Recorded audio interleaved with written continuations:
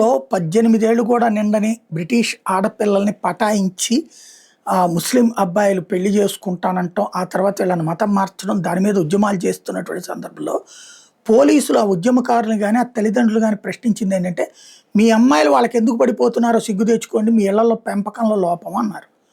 ఇప్పుడు మన దేశంలో కూడా ఒక సైకలాజికల్‌గా మనల్ని ప్రిపేర్ చేస్తున్నారు. ఇక్కడ లవ్ జిహాదులు అనేక కేసులు నమోదవుతున్నాయి.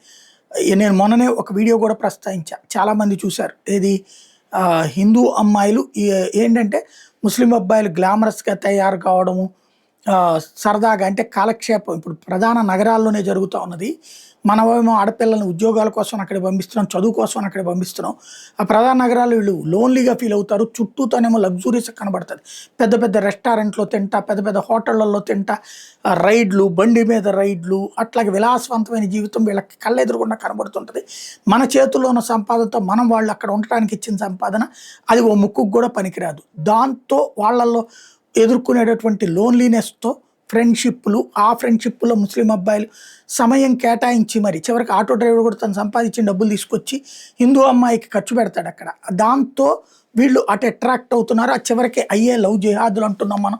కానీ లవ్ మ్యారేజ్‌లు జరుగుతున్నాయని. అయితే ఇదే అంశం మీదన అర్ఫా ఖాను, జేఎన్‌యూ ప్రొఫెసర్ నివేదిత మీనన్ ఇద్దరూ కలిసి చేసిన ఒక లవ్ జిహాద్ గురించిన వ్యాఖ్యలు హిందూ సమాజం ఆలోచించుకోవాల్సింది.